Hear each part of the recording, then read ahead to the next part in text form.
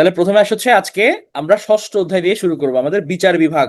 নতুনগুলো পড়লে আগের গুলো ভুলে যাই। এটা রিভিশন দিতে হবে সঞ্জিতা, রিভিশনের কোনো বিকল্প নাই। হ্যাঁ, আপনি যেটা করবেন যে সপ্তাহে আপনি একদিন 2 দিন রিয়েডলে রাখেন, যে 2-3 ঘন্টা আমি প্রিভিয়াস পড়াগুলো রিভিশন দিব। এভাবে রাখেন, রিভিশন দিতে হবে, রিভিশন না দিলে ভুলে যাবেন, এটা স্বাভাবিক। তাহলে ষষ্ঠ অধ্যায় বিচার বিভাগ 94 থেকে 117 নম্বর অনুচ্ছেদ পর্যন্ত। তাহলে প্রথমেই যেটা আসে যে আমাদের যেহেতু আমি বিচার বিভাগ প্রতিষ্ঠা করব, তাহলে আমার কি লাগবে? আমার আইন আদালত প্রতিষ্ঠা করা লাগবে। তাহলে আমরা 94 নম্বর অনুচ্ছেদ হচ্ছে সুপ্রিম কোর্ট প্রতিষ্ঠার কথা বলা হয়। সুপ্রিম কোর্ট হচ্ছে বাংলাদেশের সর্বোচ্চ আদালত, এবং এটার দুইটা ভাগ কিন্তু, একটা হচ্ছে আপিল বিভাগ, একটা হচ্ছে হাইকোর্ট বিভাগ। আপিল এবং হাইকোর্ট বিভাগ নিয়ে বাংলাদেশ সুপ্রিম কোর্ট গঠিত হবে। দেখি আপনারা এখানে বলেন তো, এটা সবাই ভুল করে। আপিল বিভাগ আর হাইকোর্ট বিভাগ সুপ্রিম কোর্টের দুইটা ভাগ। এটার মধ্যে বড় কোনটা? আপিল বিভাগ বড় নাকি হাইকোর্ট বিভাগ বড়? এটা হচ্ছে আপিল বিভাগ বড়। হ্যাঁ, এটা বড়। আপিল মানে হাইকোর্ট শুনলে একটা হাই মনে হয়, কিন্তু হচ্ছে আহ, হাই মানে বড় বলে দিবে। এটার পার্থক্যটা হচ্ছে কি, ধরেন আপনি যে কোনো কিছু মামলা, তো একদম স- কি করলেন, আপনি ধরেন হাইকোর্ট একটা মামলা করলেন, এখন হাইকোর্টে হচ্ছে আপনার একটা মামলা রায় হলো। হ্যাঁ, এখন মামলা রায় আপনি সন্তুষ্ট না, আপনি চাইলে আপিল বিভাগে হচ্ছে ওটার আপনার ওই রায়ের এগেনস্টে আপিল করতে পারবেন। তখন তারা হচ্ছে গিয়ে এটা বিবেচনা করে তারা ওই আগের রায়টা পুনর্বহাল করবে, অথবা যদি হচ্ছে লজিক্যাল হয় যে আপনি ঠিকমতো প্রুফ করতে পারলেন আপনার আইনজীবী যে না এই মামলাটা সঠিক না, তাহলে সেক্ষেত্রে তারা এটার এগেনস্টে দিবে। অর্থাৎ হাইকোর্টের যে ডিসিশন গুলো মেক হয়, হ্যাঁ, ওটা যদি কেউ ক্রস চেক করতে চায়, তখন হচ্ছে আপিল বিভাগে তারা ওইটা নিয়ে মামলা করতে পারে। তাহলে আপিল বিভাগ এবং হাইকোর্ট বিভাগ নিয়ে বাংলাদেশ সুপ্রিম কোর্ট গঠিত, এবং বাংলাদেশের প্রধান বিচারপতি এবং রাষ্ট্রপতি যতজন বিচারক নিয়োগের প্রয়োজন মনে করবে ততজন বিচারক নিয়ে সুপ্রিম কোর্ট গঠিত হয়। তাহলে এটার কোনো বাধা ধরা কিছু নাই, যতজন প্রয়োজন মনে হয় ততজন নিয়ে হচ্ছে সুপ্রিম কোর্ট গঠিত হয়। আপনার আপিলের অধিকার তো সবসময় আছে। 95 নম্বর হচ্ছে বিচারক নিয়োগ। আমরা জানি যে প্রধান বিচারপতি হচ্ছে রাষ্ট্রপতি কর্তৃক নিযুক্ত হয়, প্রধান বিচারপতিকে রিক্রুট করে কে? আমাদের রাষ্ট্রপতি। আর অন্যান্য বিচারপতি নিযুক্ত হয় হচ্ছে প্রধান বিচারপতির পরামর্শ নিয়ে। তাহলে ধরেন রাষ্ট্রপতি প্রধান বিচারপতিকে নিযুক্ত করলো, পরে প্রধান বিচারপতির সাথে রাষ্ট্রপতি পরামর্শ করে অন্যান্য বিচারপতিকে নিয়োগ দিল। এটা হচ্ছে বিচারক নিয়োগ করে কে? প্রধান বিচারপতি। Important information. তাহলে বিচারক হওয়ার অযোগ্যতা কোনটা? আপনি যদি বাংলাদেশের নাগরিক না হন তাহলে হতে পারবেন না। আপনার মিনিমাম কি লাগবে? সুপ্রিম কোর্টে 10 বছর অ্যাডভোকেটশিপ লাগবে, মানে 10 বছর আপনি অ্যাডভোকেট হিসেবে সুপ্রিম কোর্টে প্র্যাকটিস করছেন, এইটা আপনার লাগবে। অথবা মিনিমাম 10 বছর বিচার বিভাগীয় পদে হচ্ছে আপনাকে থাকতে হবে কোনো না কোনো জায়গায়। ধরেন হচ্ছে আপনি একদম হাইকোর্টের বিচারক হতে যাচ্ছেন, তাহলে আপনার নাগরিক হতে হবে, মিনিমাম 10 বছর অ্যাডভোকেট হিসেবে প্র্যাকটিস করতে হবে, এবং বাংলাদেশের কোনো না কোনো বিচার বিভাগীয় পদপ্রতিষ্ঠান থাকতে হবে। ধরেন হচ্ছে আপনি হয়তোবা নিম্ন কোনো আদালতের বিচারক ছিলেন, অথবা উচ্চ আদালতের বিচারক ছিলেন, মানে আপনার প্রিভিয়াস এক্সপিরিয়েন্স লাগবে। এরকম বড় পোস্টে বিচারক হিসেবে আপনি দায়িত্ব পালন করছেন, এরকম পোস্টে আপনার 10 বছরের হচ্ছে মিনিমাম এক্সপিরিয়েন্স লাগবে। নাহলে সরাসরি হচ্ছে আপনি গিয়ে হাইকোর্টে বসে যাবেন, ব্যাপারটা এরকম হবে না। হ্যাঁ, বর্তমান প্রধান বিচারপতি হচ্ছে কি? সৈয়দ রেফাত আহমেদ। উনি হচ্ছে 25তম বিচারপতি। হ্যাঁ, 25তম সৈয়দ রেফাত আহমেদ। তাহলে বিচারক পদের মেয়াদ 67 বছর পর্যন্ত তাদের মেয়াদ আছে।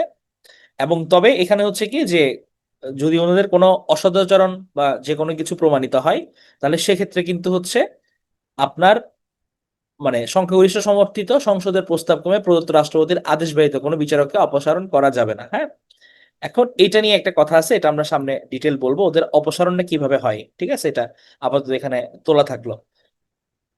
তাহলে বিচারক হচ্ছে 67 বছর বয়স পূর্ণ হওয়া পর্যন্ত স্বীয় পদে বহাল থাকবেন।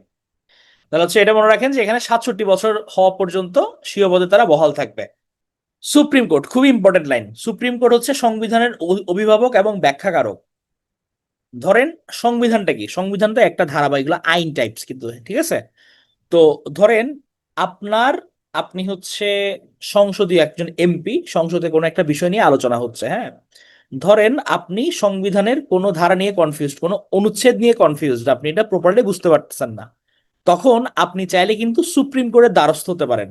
সুপ্রিম কোর্ট তখন আপনাকে বুঝিয়ে দিবে যে আসলেই এই সংবিধানের অনুচ্ছেদ দ্বারা কি বুঝাইছে, অথবা হচ্ছে কি আপনি এটা কোন কোন জায়গায় অ্যাপ্লাই করতে পারেন। এই কারণে বলা হয় হচ্ছে সংবিধানের অভিভাবক এবং ব্যাখ্যাকারক হচ্ছে সুপ্রিম কোর্ট। এই লাইনটা পরীক্ষায় আসে, যে সংবিধানের অভিভাবক এবং ব্যাখ্যাকারক কে? আপনার হচ্ছে কতিপয় আদেশ নির্দেশ প্রভৃতি দানের ক্ষেত্রে হাইকোর্ট বিভাগের ক্ষমতা।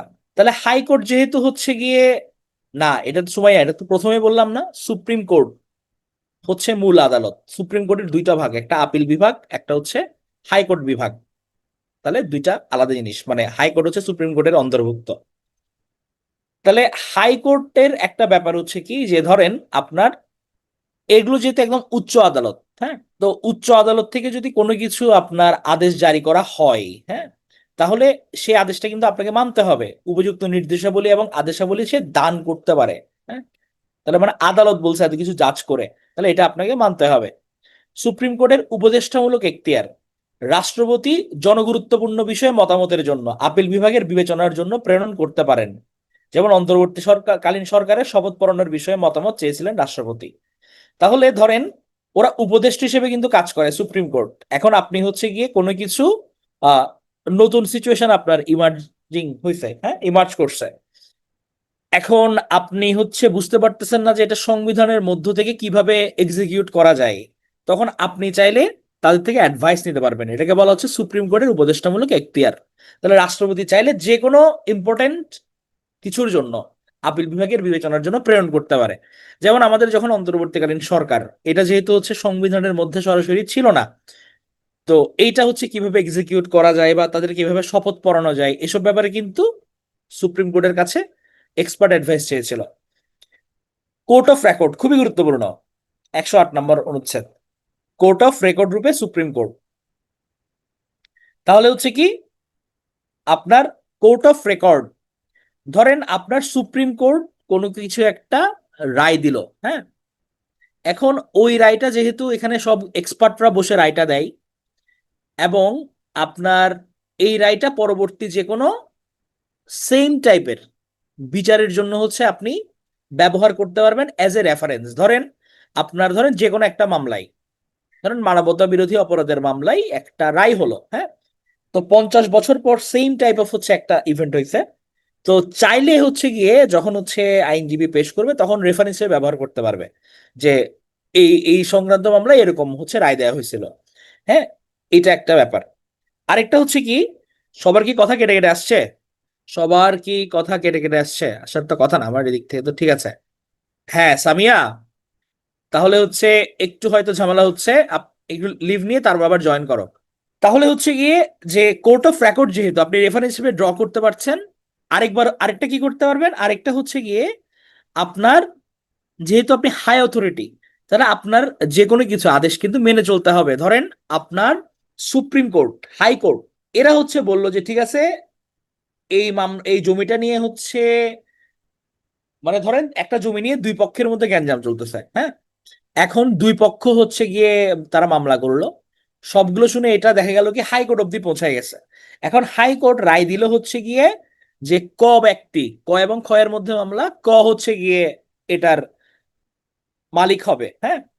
এখন খ যদি এই আদালত, এই যে আপনার হাইকোর্ট যে আদেশ দিল, রায় দিল, এটা যদি সে মেনে না নেয়, সে বলে যে না এটা আমার দখলে আমি রাখবো, হ্যাঁ, ককে আমি দিব না, তাহলে সেক্ষেত্রে খকে কিন্তু পুলিশ চাইলে গ্রেফতার করতে পারবে। কারণ আদালত হচ্ছে গিয়ে সুপ্রিম কোর্ট, হাইকোর্ট হচ্ছে আপনাকে রায় দিছে সুপ্রিম কোর্ট, এখন ওইটা যদি আপনি মেনে না নেন, তাহলে সেক্ষেত্রে কিন্তু আদালত অবমাননার জন্য আপনাকে দণ্ডাদেশও দিতে পারে, হ্যাঁ।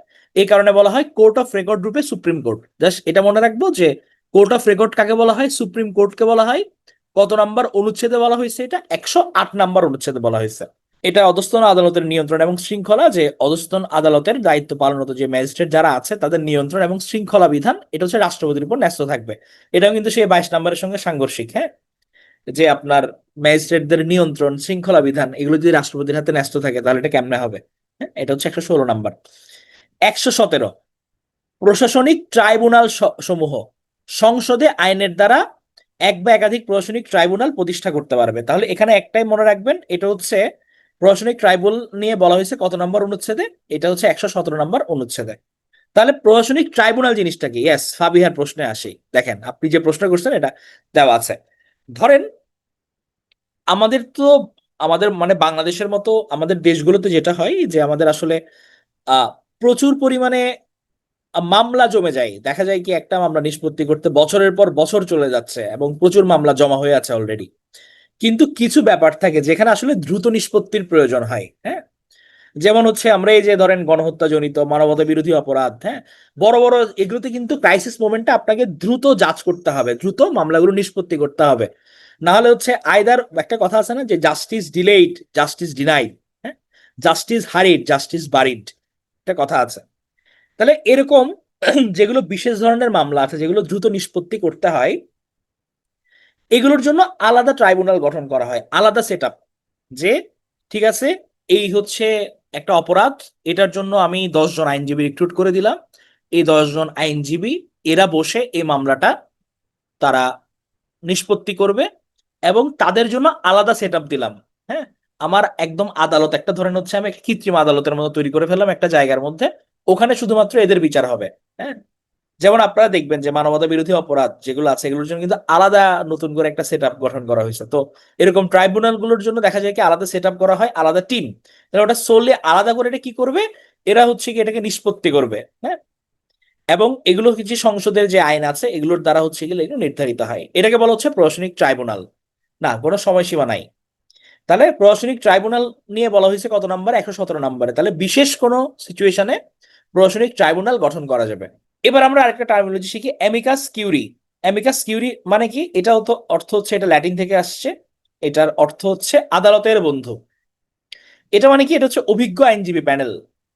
তাহলে ধরেন হচ্ছে আপনি কোনো কিছু একটা বুঝলেন না, আপনি এক্সপার্ট অ্যাডভাইস চাচ্ছেন, আপনি প্রধান বিচারপতি, মোটামুটি সিনিয়র বিচারক আপনি, কিন্তু এমন অনেক কিছু আছে যে আপনি ওই সময় কনফিউশনে পড়বেন। হ্যাঁ, যে আপনি পূর্ণাঙ্গ ডিসিশন হয়তো নিতে পারতেছেন না, মামলাটা ক্রিটিক্যাল।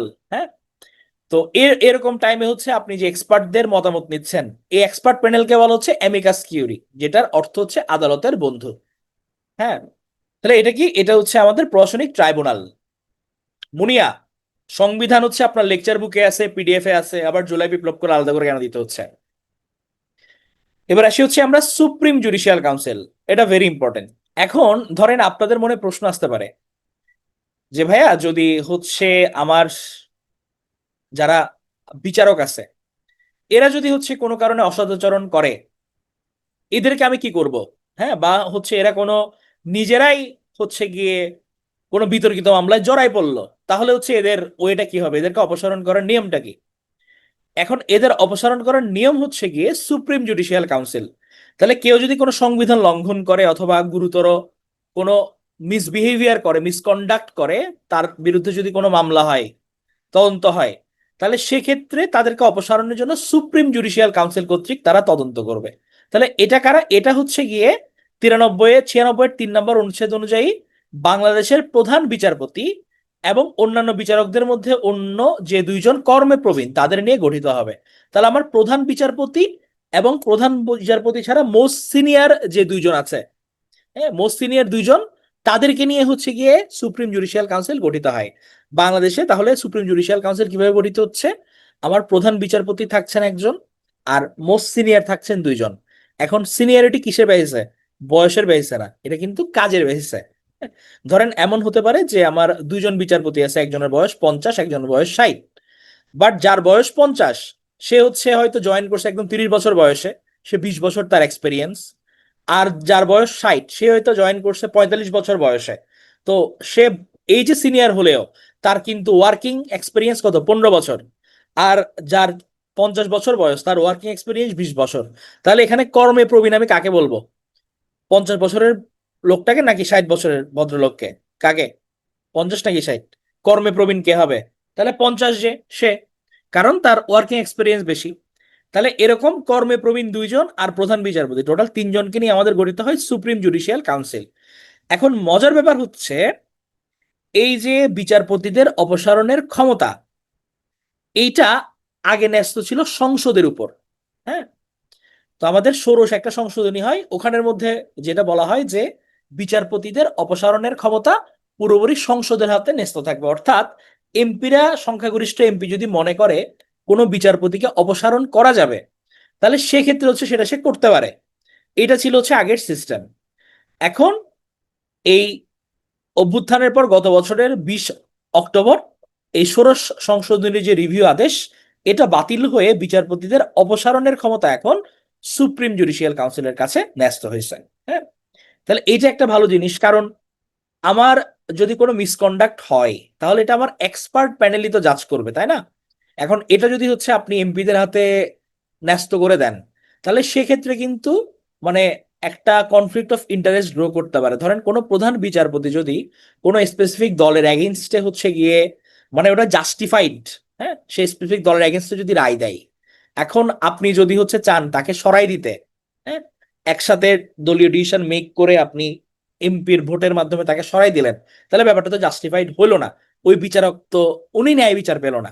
এই কারণে হচ্ছে সুপ্রিম জুডিশিয়াল কাউন্সিলের হাতে এখন হস্তান্তর করা হয়েছে। তাহলে এখানে মূল কথা হচ্ছে আমাদের মনে রাখতে হবে বিচারপতিদের অপসারণের ক্ষমতা কার কাছে আছে? সুপ্রিম জুডিশিয়াল কাউন্সিলের কাছে আছে। এই এবার আসি আমরা নির্বাচন কি হচ্ছে দেখি। তাহলে নির্বাচন কমিশন প্রতিষ্ঠা 118 নম্বর অনুচ্ছেদে বলা হয়েছে, এটা প্রথমে মনে রাখবো। প্রধান নির্বাচন কমিশনার এবং অনধিক 4 জন নিয়ে রাষ্ট্রপতি বাংলাদেশ নির্বাচন কমিশন গঠন করবে। তাহলে টোটাল 5 জন নিয়ে গঠিত হবে আমাদের। এবং মেয়াদ কত? মেয়াদ হচ্ছে 5 বছর। যেদিন থেকে আপনি দায়িত্ব গ্রহণ করবেন সেদিন থেকে 5 বছর হচ্ছে মেয়াদ।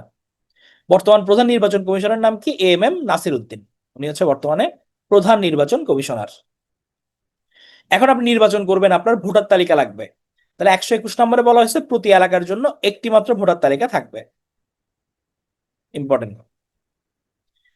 ভোটার তালিকায় নামভুক্তির যোগ্যতা 122 নম্বর অনুচ্ছেদ কি কি লাগবে? যে নাগরিক, 18 বছর বয়স, আপনি হচ্ছে মানসিকভাবে ঠিক আছেন, আপনি যে এলাকায় ভোটার হচ্ছেন ওই এলাকার আসলে অধিবাসী আপনি, হ্যাঁ, এবং আপনি হচ্ছে গিয়ে কোনো দালাল আইনের জন্য যে দণ্ডিত না, এগুলো থাকলে আপনার ভোটার তালিকায় নামভুক্তির যোগ্যতা আছে।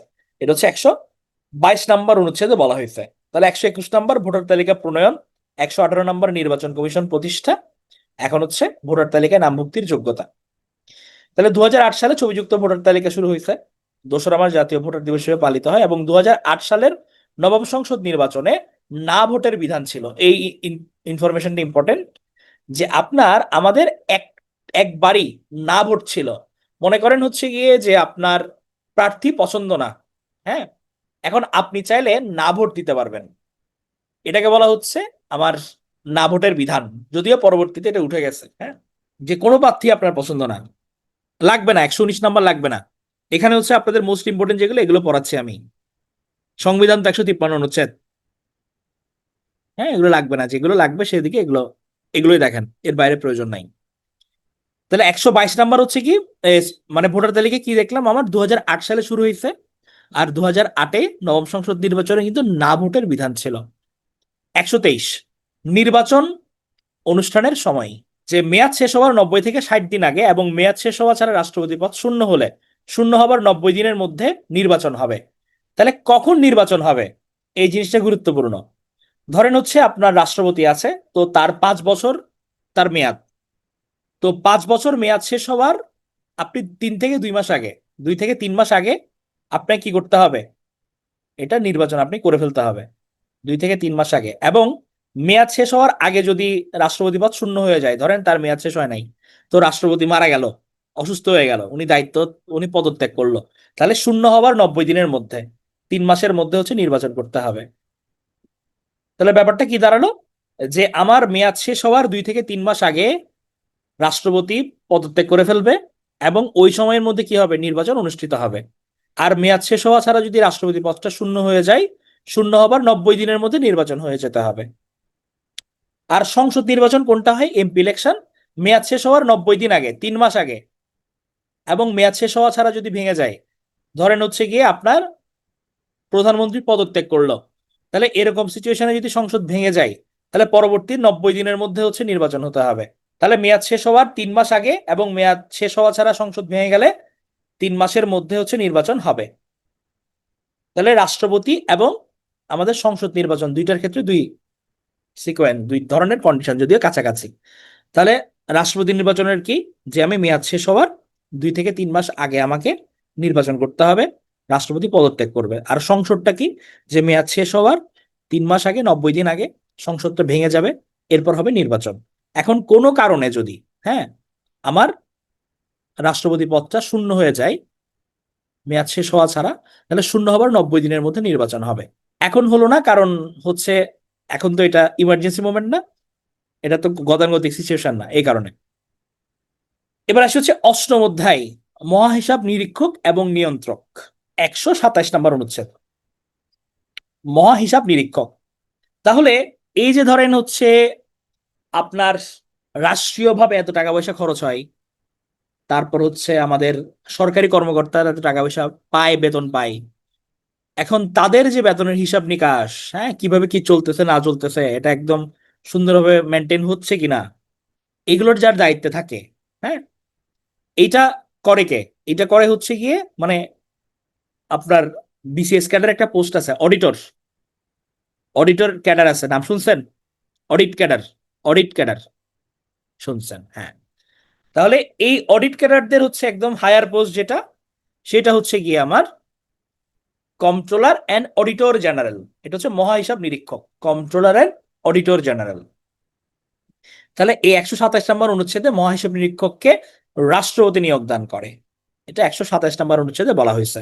ইন্টারিম গভর্নমেন্টকে সংবিধান সংশোধনের অধিকার রাখে। সাকিব, আপনার প্রথম কথা হচ্ছে কি, ইন্টারিম গভর্নমেন্টটা তো আমাদের ইয়েতে নাই, মানে এটা সংবিধানেই নাই, হ্যাঁ। তো এইটা কিভাবে প্রতিষ্ঠা হয়েছে? এইটা হচ্ছে গিয়ে আইনের মধ্যে একটা কথা আছে, ডক্ট্রিন অফ নেসেসিটি, হ্যাঁ, যে যখন আমার এরকম ইমার্জেন্সি মোমেন্ট আসবে, তখন আমি সবগুলো আইনত উপায়ে চলতে পারবো না, হ্যাঁ। তো ডক্ট্রিন অফ নেসেসিটির বলে যে কোনো কিছু করা যায়। এখন ধরেন হচ্ছে তারা তখনই পারবে ইন্টারিম গভর্নমেন্ট সংবিধান সংস্কার করতে যদি রাজনৈতিক ঐক্যমত্য থাকে। ধরেন আমার যারা রাজনৈতিক দলগুলো আছে, তারা সবাই যদি ঐক্যমত পোষণ করে ম্যাক্সিমাম ক্ষেত্রে, তখন গিয়ে পারবে, এটা ছাড়া পসিবল না, হ্যাঁ। নার্গিস, সংসদ ভেঙে নির্বাচন দেয় কিনা নাকি ক্ষমতা থেকে নির্বাচন দেয়, এখান থেকেই তো তত্ত্বাবধায়কের কনসেপ্ট আসছে, তত্ত্বাবধায়ক সরকারের মানে নিয়ম হচ্ছে বা প্রপার যেটা মেনটেন করলে ভালো, সেটা হচ্ছে গিয়ে যে আপনি 3 মাস আগে ভেঙে দিলেন, ভেঙে দেওয়ার পর হচ্ছে গিয়ে আপনার তত্ত্বাবধায়ক সরকার ক্ষমতা নিল, এই 3 মাসের জন্য তারা কি করবে, তারা সুষ্ঠুভাবে যদি নির্বাচনটা হয় এটা তারা এনশিওর করবে, হ্যাঁ। ওখান থেকেই হচ্ছে গিয়ে এই যে সংসদ ভেঙে দেওয়ার কথাটা আসছে, কিন্তু এটা নিয়ে তো আমাদের কখনো ঢুকাইছে, কখনো বাতিল করছে, এটা নিয়ে তো যত গ্যাঞ্জাম। রাষ্ট্রপতি তো পরোক্ষ পদ্ধতি নির্বাচিত হয় না, ডক্ট্রিন অফ নেসেসিটি সংবিধানের কোনো অনুচ্ছেদে নাই। এটা হচ্ছে সংশোধন হচ্ছে কি, আদালতের কাছে কিছু এখতিয়ার আছে, হ্যাঁ। ধরেন আদালত কোনো একটা ধারাকে হচ্ছে তারা ঘোষণা করলো এটা অবৈধ, হ্যাঁ, ওরকম কিন্তু হচ্ছে গিয়ে আদালতের একটা এখতিয়ার থাকে। তো আপনার অগাস্ট পরবর্তীতে আমরা দেখবো যে কিছু ধারা বাতিল হয়েছে সংবিধানের, মানে সংশোধনীর, ওগুলো হচ্ছে আদালত করতে পারছে। এবং এখানে যেহেতু ইম্পর্টেন্ট একটা প্রশ্ন তুলছেন যে কিভাবে সংশোধন হলো, আমাদের হচ্ছে 153টা মূল অনুচ্ছেদ আছে, হ্যাঁ, এবং এই মূল অনুচ্ছেদগুলোর মধ্যে কিছু চেঞ্জেস আসছে সংশোধনীর মাধ্যমে, আমাদের 17টা সংশোধনী হয়েছে। এখন এই সংশোধনীগুলোকে চ্যালেঞ্জ করতে পারে আদালত, আদালত কিন্তু আবার মূল অনুচ্ছেদকে সরাসরি চ্যালেঞ্জ করতে পারে না। মানে ব্যাপারটা এমন না যে ধরেন আমার কাছে মনে হয়েছে যে আমি 127 নম্বর অনুচ্ছেদ, আদালত বাদ দিয়ে দিল, হ্যাঁ, এইটা আবার পসিবল হয় না। এটাকে যদি আপনি কোনো চেঞ্জেস করতে চান, আপনার হচ্ছে সংসদে বসে প্রপার আলোচনার মাধ্যমে হতে হবে। বাট আদালত যদি মনে করে যে আচ্ছা ঠিক আছে, আমার ষোড়শ সংশোধনীতে কোনো একটা পয়েন্ট ভুল হয়েছে, হ্যাঁ, এটা ঠিক হয় নাই, আদালতের এখতিয়ার আছে হচ্ছে ওইটাকে বাতিল ঘোষণা করার। যেমন হচ্ছে এই যে আপনাদের পড়াইছি যে সুপ্রিম জুডিশিয়াল কাউন্সিল, হ্যাঁ, এটা কিন্তু হচ্ছে গিয়ে ষোড়শ সংশোধনী রিভিউ আদেশ বাতিল হয়ে বিচারপতিদের অপসারণের ক্ষমতা সংসদে সুপ্রিম জুডিশিয়াল কাউন্সিলের নিকট ন্যস্ত হয়, এটা করছিল কিন্তু আদালত, হ্যাঁ। এটা হচ্ছে ব্যাপার। তাহলে সংশোধনীগুলো চাইলে আদালত বাতিল করতে পারে, কিন্তু মূল যে অনুচ্ছেদ আছে, আমরা 153টার কথা বলছি, ওগুলো হচ্ছে তারা হাত দিতে পারে না। তাহলে হচ্ছে মহাহিসাব নিরীক্ষক এবং নিয়ন্ত্রক, এটার ইংরেজিটা কি, কম্পট্রোলার অ্যান্ড অডিটর জেনারেল। এটা কেন দিলাম, এটা বানানটা দেখেন, এটা কিন্তু সিএমপি দিয়ে হয়, কম্পট্রোলার অ্যান্ড অডিটর জেনারেল। এটা নিয়োগ করে কে? রাষ্ট্রপতি নিয়োগ করে 127 নম্বর অনুচ্ছেদ অনুযায়ী। নবম অধ্যায়, বাংলাদেশের কর্ম বিভাগ, হ্যাঁ, আপনারা যে ক্যাডার হবেন, যার আন্ডারে পরীক্ষা দিবেন, পিএসসি, তাহলে এটা হচ্ছে সেই পিএসসি এর অনুচ্ছেদ। তাহলে সংসদ আইনের দ্বারা প্রজাতন্ত্রের কর্মে এবং কর্মচারীদের নিয়োগ এবং কর্মের শর্তাবলী নিয়ন্ত্রণ করতে পারে, এবং সরকারি চাকরি নিয়োগ বিধিমালা জারি হয় 1981 সালে, এই ধরনের জাস্ট জানিয়েন, অনুচ্ছেদটা জানতে হবে না, এটা ইম্পর্টেন্ট। তাহলে 137 নম্বরে কি প্রতিষ্ঠা? পিএইচসি প্রতিষ্ঠা, সরকারি কর্ম কমিশন, পিএইচসি। তাহলে বাংলাদেশের জন্য এক বা একাধিক সরকারি কমিশন প্রতিষ্ঠার বিধান করা যাবে এবং একজন সভাপতি এবং অন্যান্য সদস্যদের নিয়ে প্রত্যেক কমিশন গঠন হবে। 137 নম্বর অনুচ্ছেদ, পিএসসি প্রতিষ্ঠা। বর্তমান চেয়ারম্যান কে? মোবাশ্বের মোনেম, উনি হচ্ছে বর্তমান পিএসসি চেয়ারম্যান। ধুন্দুমাল লাগাই দিছে, মানে সব শেষ করে ফেলছে ধামাধাপ। এবার আসি নবম ক, জরুরি বিধানাবলী। 141-এর ক। ক মানে কি? এটা হচ্ছে পরবর্তী যুক্ত হয়েছে। হ্যাঁ, তো রাষ্ট্রপতি যদি মনে করেন যুদ্ধ বা বহিরাক্রমণ বা অভ্যন্তরীণ গোলযোগের দ্বারা বাংলাদেশ বিপদের সম্মুখীন, তাহলে তিনি জরুরি অবস্থা ঘোষণা করতে পারেন অনধিক 120 দিনের জন্য। রাষ্ট্রপতি যদি মনে করেন যে ইমার্জেন্সি ডিক্লেয়ার করতে হবে, আমাদের হয় বাইরে থেকে কোনো অ্যাটাক হতে পারে অথবা ইন্টারনাল কোনো গ্যাঞ্জাম, এটার কারণে উনি চাইলে কারফিউ জারি, জরুরি অবস্থা জারি উনি করতে পারেন, তবে সর্বোচ্চ 120 দিনের জন্য। তবে এই জরুরি অবস্থা যদি উনি জারি করতে চান, তবে ঘোষণার পূর্বে অবশ্যই প্রধানমন্ত্রীর সিগনেচার লাগবে। তাহলে প্রধানমন্ত্রীর সিগনেচার ছাড়া উনি একা পারবেন না। এটাই হচ্ছে জরুরি অবস্থা ঘোষণা। এবং জরুরি অবস্থার সময় ওই যে আপনাদের বলছিলাম যে 6টা অনুচ্ছেদ স্থগিত থাকে। দশম ভাগ সংবিধান সংশোধনীগুলো নিয়ে বলা হয়েছে। এখানে জাস্ট রুলসটা বলছে যে আপনি যদি সংবিধান সংশোধন করতে চান তাহলে কি লাগবে? মিনিমাম 2/3 ভোটের প্রয়োজন হবে এবং বিলটা পাশ হওয়ার পর রাষ্ট্রপতি 7 দিনের মধ্যে সম্মতি দিবেন। যেহেতু এটা স্পেশাল মোমেন্ট, সংশোধনীটা 7 দিনের মধ্যে ওনাকে সম্মতি দিতে হবে। তাহলে আমার মিনিমাম 2/3 ভোটের প্রয়োজন হবে। তাহলে দেখি বলেন, যে বিল পাশ করতে 2/3 ভোটের প্রয়োজন হয়, এটাকে আমি কি বলবো? কোন ধরনের বিল বলবো? 2/3 প্রয়োজন হচ্ছে। ভেরি গুড আব্দুল্লাহ, এটা হচ্ছে বিশেষ বিল। তাহলে যখন আমার সংখ্যাগরিষ্ঠের ভোটের প্রয়োজন হবে, তখন এটাকে আমি বলতে পারি সাধারণ বিল। যখন আমার হচ্ছে বেশি ভোটের প্রয়োজন হবে, 2/3, সেটাকে আমি বলবো বিশেষ বিল। না, ইনডেমনিটিটা হচ্ছে অধ্যাদেশ, এইটা আলাদা হিসাব। অধ্যাদেশ হচ্ছে রাষ্ট্রপতি জারি করে। হ্যাঁ, আর ইনডেমনিটি মানে হচ্ছে আপনার দায় মুক্তি। আমরা দায় মুক্তির আইনগুলো পড়ছিলাম না, যে আমাদের 46 নাম্বার, 51 নাম্বার, 78 নাম্বার, ওগুলো হচ্ছে দায় মুক্তি। তাহলে 142 নাম্বার বিধান সংশোধনের ক্ষমতা, আমরা এটা বুঝলাম। এবার আসি বিবিধ। নিম্নলিখিত সম্পত্তি সমূহ প্রজাতন্ত্রের উপর ন্যস্ত হবে। হ্যাঁ, তো এখানে ধরেন হচ্ছে হাফসা।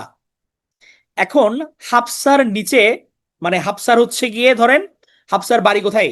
হাফসার দেশের বাড়ি কোথায়? হাফসা আক্তার ময়মনসিং। তাহলে হচ্ছে ধরি হাফসার বাড়ি হচ্ছে ময়মনসিং। তাহলে হাফসাদের একটা ধরেন তাদের একটা বড় ল্যান্ড আছে। এখন ল্যান্ডের নিচে গ্যাসের স্টক পাওয়া গেল, এখানে হচ্ছে প্রাকৃতিক গ্যাস।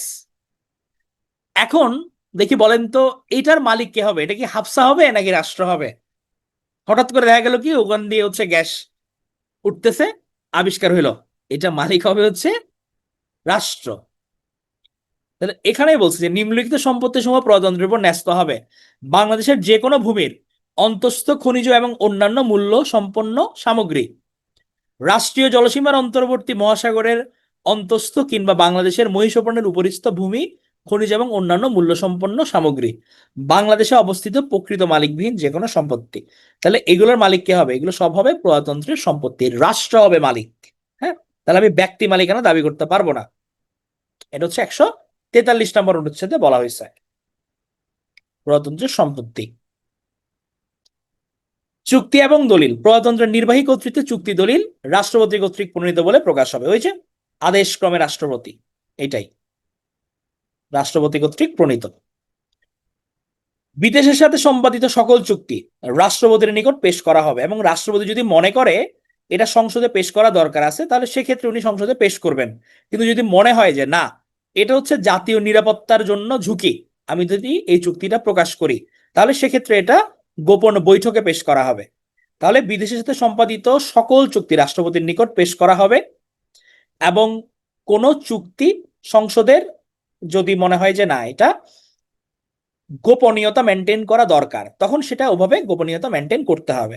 এটাতে বলা হয়েছে কি আন্তর্জাতিক চুক্তি নিয়ে। 146 নাম্বার, বাংলাদেশের নামে মামলা। বাংলাদেশ এই নামে বাংলাদেশ সরকার কর্তৃক বা বাংলাদেশ সরকারের বিরুদ্ধে মামলা দায়ের করা যাবে। আপনি চাইলে সরাসরি বাংলাদেশ নামেই মামলা করতে পারবেন। এটা বলা হয়েছে কত নম্বরে? 146 নাম্বারে। হ্যাঁ, আমাদের কোনো চুক্তি দেখা যায় কি প্রকাশ করে না। সংবিধানকে গণপ্রজাতন্ত্রী বাংলাদেশের সংবিধান বলে উল্লেখ করা হবে। বাংলা এবং ইংরেজি পাঠের মধ্যে বিরোধের ক্ষেত্রে বাংলা পাঠ প্রাধান্য পাবে। এইটা আমাদের এবার স্পেশাল আসছে। সংবিধান কি নামে পরিচিত? সংবিধানকে গণপ্রজাতন্ত্রী বাংলাদেশের সংবিধান বলে উল্লেখ করা হবে। এবং ধরেন হচ্ছে আমাদের সংবিধানের দুইটা ভার্সন আছে, একটা বাংলা ভার্সন, একটা ইংরেজি ভার্সন। হ্যাঁ, ধরেন মাঝে মাঝে এমন আছে না যে ওয়ার্ডের মানে মিনিং এর পার্থক্য হয়ে যায় কিছু কিছু ওয়ার্ডের ক্ষেত্রে, যে আপনি ইংরেজিতে হয়তো একভাবে অর্থটা প্রকাশ পাচ্ছে, বাংলাতে অন্যভাবে। যদি কখনো এমন হয় যে এরকম ইংরেজি এবং বাংলার মধ্যে কনফ্লিক্ট দেখা দিছে কোনো একটা বিষয় এক্সপ্লেন করতে গিয়ে, তাহলে সেক্ষেত্রে বাংলাটা প্রাধান্য পাবে। এটা হচ্ছে 153 নম্বর অনুচ্ছেদ। না, তফসিল আর সংশোধনী আছে, এখনো বাঁচান নাই, ওয়েট, মাত্র ক্লাস শুরু হলো। তাহলে আমাদের হচ্ছে সংবিধানের মূল অনুচ্ছেদ গুলো শেষ হয়েছে। হ্যাঁ, এখন আপনারা আমার কিছু প্রশ্নের উত্তর দিবেন। বোঝা গেছে এমনি এতটুকু পর্যন্ত? বোঝা গেছে? তাহলে আমাদের সুপ্রিম কোর্ট যে আমরা প্রতিষ্ঠা করলাম বিচার বিভাগের শুরুতেই, এটা কত নম্বর অনুচ্ছেদ ছিল মনে আছে কারো? 74, 84, 94, 104। তাহলে 94 নম্বর অনুচ্ছেদ। আমাদের বিচারকদের পদের মেয়াদ কত, মানে কত বছর বয়সে তারা অবসর গ্রহণ করে? 67 বছর বয়সে অবসর গ্রহণ করে। আমরা যে প্রশাসনিক ট্রাইব্যুনালের কথা বললাম, এটা কত নম্বর অনুচ্ছেদ? প্রশাসনিক ট্রাইব্যুনাল 117 নম্বর অনুচ্ছেদ। নির্বাচন কমিশনারের মেয়াদ কত বছর? এটা 5 বছর। তাহলে ধরেন রাষ্ট্রপতি নির্বাচন হবে। হ্যাঁ, তাহলে মেয়াদ শেষ হওয়ার কয়দিন আগে আমাদের মানে কোন সময়ের মধ্যে আমাদের হচ্ছে নির্বাচন অনুষ্ঠিত হতে হবে? তাহলে 60 থেকে 90 দিনের মধ্যে, 2 থেকে 3 মাস আগে আমাদের এটা নির্বাচন অনুষ্ঠিত হতে হবে। মানে ওই টাইমলাইনের মধ্যে, হ্যাঁ, শেষ হবার যে 60 থেকে 90 দিনের মধ্যে হচ্ছে গিয়ে আমাকে নির্বাচনটা অনুষ্ঠান করতে হবে। প্রধান বিচারপতিকে নিয়োগ দেয় কে? রাষ্ট্রপতি নিয়োগ দেয়। গুড। পিএসসি প্রতিষ্ঠা কত নম্বর অনুচ্ছেদ অনুযায়ী হয়? 137 নম্বর অনুচ্ছেদ অনুযায়ী। বর্তমান পিএসসি চেয়ারম্যানের নাম কি? মোবাশ্বের মোনেম। আচ্ছা, আমাদের যে বর্তমান প্রধান বিচারপতি আছেন সৈয়দ রেফাত আহমেদ, উনি কততম বিচারপতি? প্রধান বিচারপতি কততম?